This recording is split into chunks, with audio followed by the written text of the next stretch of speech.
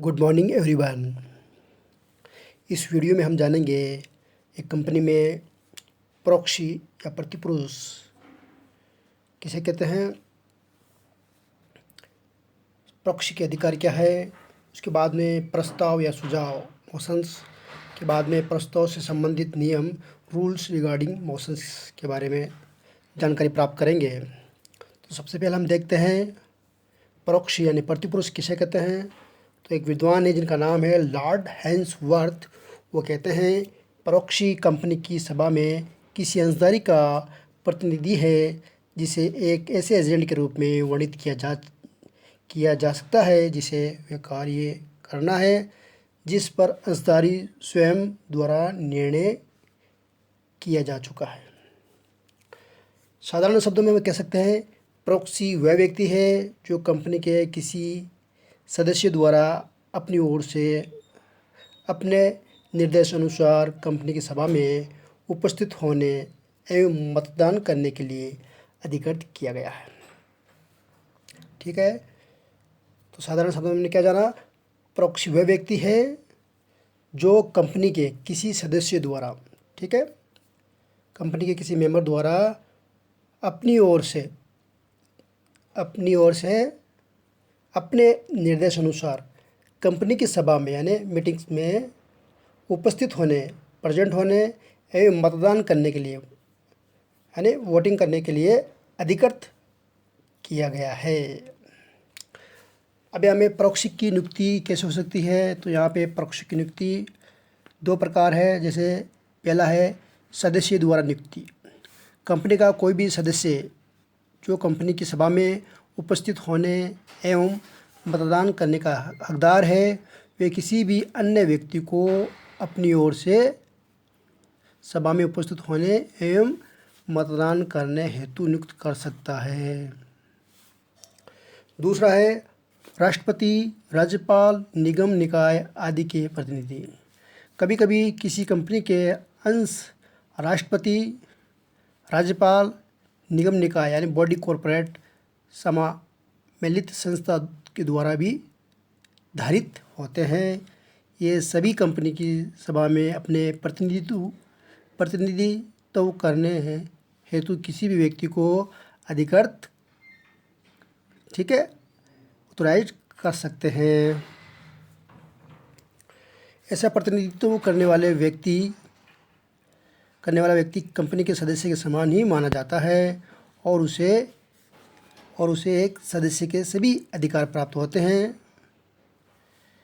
यहाँ तक कि ऐसा प्रतिनिधि सभा में बोल भी सकता है अथवा प्रॉक्सी भी नियुक्त कर सकता है।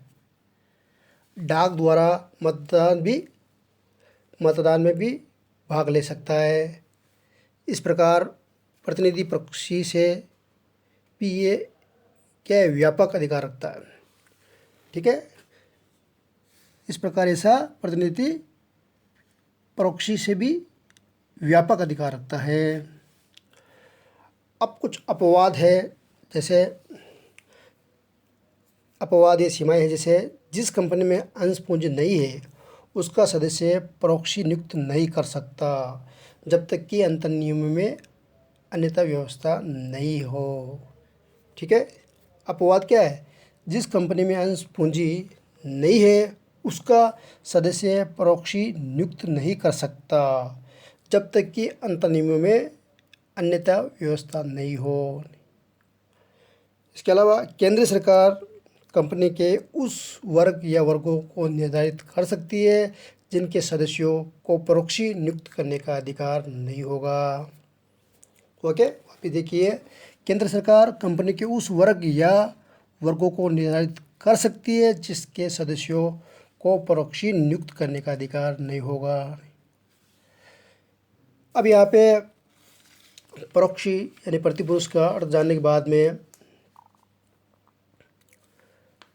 प्रॉक्सी के कुछ अधिकार हैं। वो अधिकार कौन कौन से हो सकते हैं। तो इससे पहले हमें ये भी जानकारी होनी चाहिए कि प्रॉक्सी एवं सदस्य के बीच में संबंध कैसा होता है। तो एक सदस्य एवं उसके प्रॉक्सी के बीच प्रधान एवं एजेंट के बीच का संबंध अर्थात एजेंसी का संबंध होता है। तो इम्पोर्टेंट बात यह है, प्रॉक्सी एवं सदस्यों के बीच संबंध कैसे होता है? एक सदस्य एवं उसके प्रोक्सी के बीच प्रधान एवं एजेंट के बीच का संबंध अर्थात एजेंसी का संबंध होता है। अतः प्रत्येक प्रोक्सी अपना प्रधान यानी सदस्य के निर्देशों के अनुरूप कार्य करने, सभा में मतदान करने के लिए उत्तरदायी यानी रिस्पॉन्सिबल होता है। अतः यदि प्रोक्सी अंशधारी के अधिकारियों के बाहर जाकर कार्य करता है या अधिक संख्या में मतदान करता है तो अधिकारी के बाहर का कार्य व्यर्थ होगा। अब प्रोक्सी के अधिकार कौन कौन से हो सकते हैं? तो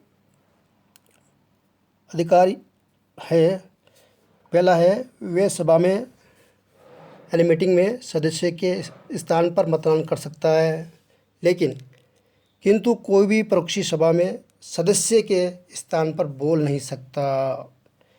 ये ध्यान रखने वाली बात है। इसके अलावा राष्ट्रपति, राज्यपाल, निगम निकाय के प्रोक्सी प्रतिनिधि सभा में बोल सकते हैं, विचार विमर्श परिचर्चा में भाग ले सकते हैं, हाथ उठाकर मतदान कर सकते हैं, मतांकन द्वारा यानी मतदान पोलिंग की मांग भी कर सकते हैं। वे अपने स्थान पर सभा में उपस्थित होने के लिए प्रोक्सी भी नियुक्त कर सकते हैं। इसके अलावा प्रोक्सी का अधिकार ये भी होगा कि कोई भी प्रोक्सी किसी सदस्य या प्रोक्सी के स्थान मिलकर कोई भी प्रोक्सी किसी सदस्य या प्रोक्सी के साथ मिलकर सभा में मतांकन द्वारा मतदान की मांग कर सकता है। तो ये भी प्रोक्सी का अधिकार है। इसके अलावा प्रोक्सी केवल सभा में मतांकन यानी पोलिंग द्वारा मतदान में ही भाग ले सकता है।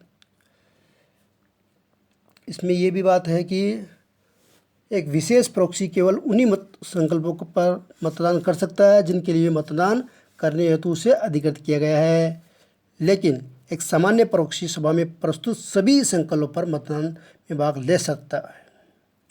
लास्ट में ये हो सकता है कि कोई भी प्रोक्सी यदि स्वयं भी सदस्य है तो वह अपनी ओर से तथा उसे नियुक्त करने वाले सदस्य की ओर से अर्थात दोनों की ओर से मतदान कर सकता है।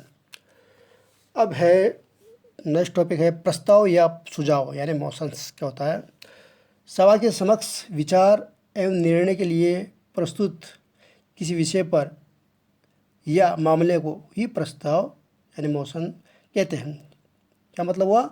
सभा के समक्ष विचार एवं निर्णय के लिए प्रस्तुत किसी विषय या मामले को ही प्रस्ताव कहते हैं। प्रस्ताव का उद्देश्य कार्यसूची के किसी विषय को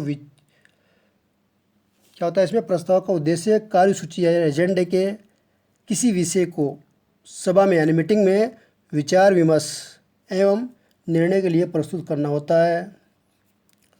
ओके। इसके अलावा सभा में कोई भी सदस्य प्रस्ताव प्रस्तुत कर सकता है यानी मोशन प्रस्तुत कर सकता है, किंतु यदि उस प्रस्ताव का किसी अन्य सदस्य द्वारा समर्थन नहीं किया जाता है तो वह प्रस्ताव तो क्या होगा? वह गिरा हुआ प्रस्ताव ड्रॉप मोशन माना जाता है। अब प्रस्ताव के संबंध में कुछ नियम हैं, रूल्स रिगार्डिंग मोशंस, और कौन कौन से हैं? प्रस्ताव सुझाव को प्रस्तुत करने तथा उन पर विचार विमर्श करने यानी डिस्कशन या डिबेट करने के लिए निम्नलिखित नियमों को ध्यान रखना चाहिए। अब वो नियम कौन कौन से हैं? प्रस्ताव के संबंध में नियम, इसमें पहला है औपचारिक प्रस्ताव को छोड़कर सभी प्रस्ताव लिखित में होने चाहिए। इसके अलावा प्रस्ताव पर हस्ताक्षर भी होने चाहिए। नेक्स्ट इसमें हो सकता है प्रस्ताव के अध्यक्ष के प्रस्ताव के अतिरिक्त सभी प्रस्ताव का समर्थन होना भी आवश्यक है। इसके अलावा प्रस्ताव पर तिथि भी यानी डेट का भी होना आवश्यक है। इसके अलावा प्रस्ताव सकारात्मक होना चाहिए, नकारात्मक रूप से प्रस्ताव प्रस्तुत नहीं किए जाने चाहिए। नेक्स्ट इसमें हो सकता है कि प्रस्ताव इस प्रकार लिखा जाना चाहिए जिससे निर्णय उसी रूप में लिए जा सके। नेक्स्ट हो सकता है इसमें सभा में प्रस्तुत किए गए प्रस्ताव सभा के कार्यक्षेत्र से संबंधित होने चाहिए तथा सभा की सूचना में शामिल होने चाहिए। इसके अलावा प्रस्ताव सूचना निश्चित, स्पष्ट व असंदिग्ध होनी चाहिए। प्रस्ताव नियम के विरुद्ध नहीं होने चाहिए। सभा के सम्मुख एक बार प्रस्ताव रख देने तथा उसका समर्थन देने के बाद उसको सभा की सर्वसम्मति के बिना वापस नहीं लिया जा सकता। लास्ट इसमें ये हो सकता है, नेक्स्ट इसमें हो सकता है कि प्रस्ताव पर बोलने के लिए किसी भी सदस्य को सामान्यतः एक से अधिक अवसर नहीं दिए जाने चाहिए। यदि अंतर नियमों में ऐसी व्यवस्था हो तो कोई भी सदस्य दोबारा भी बोल सकता है। इसके अलावा ये भी ध्यान रखना चाहिए कि प्रस्ताव कार्यवली यानी एजेंडा या कार्यसूची में निर्धारित क्रम में ही रखे जाने चाहिए। यदि कोई प्रस्ताव गिर गया या ड्रॉप हो जाता है तो उसे पुनः उसी सभा में प्रस्तुत नहीं किया जा सकता, उसे अगली सभा में प्रस्तुत किया जा सकता है। इसके अलावा सभी प्रस्ताव में संशोधन किए जा सकते हैं, परंतु सभी संशोधन प्रस्ताव मूल प्रस्ताव पर निर्णय लेने से पहले प्रस्तुत किए जाना आवश्यक है। लास्ट इसमें यह हो सकता है कि नियम ये हो सकता है, यदि प्रस्ताव में कोई संशोधन प्रस्तुत नहीं किया गया है, यदि प्रस्ताव में कोई संशोधन प्रस्तुत नहीं किया गया है तो उसे सभा की स्वीकृति के लिए प्रस्तुत किया जा सकता है।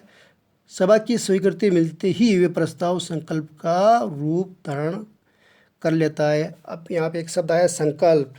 संकल्प किसे कहते हैं तो हम नेक्स्ट वीडियो में संकल्प के बारे में जानकारी प्राप्त करेंगे। संकल्प किसे कहते हैं और इसके प्रकार क्या क्या हो सकते हैं। Thank you.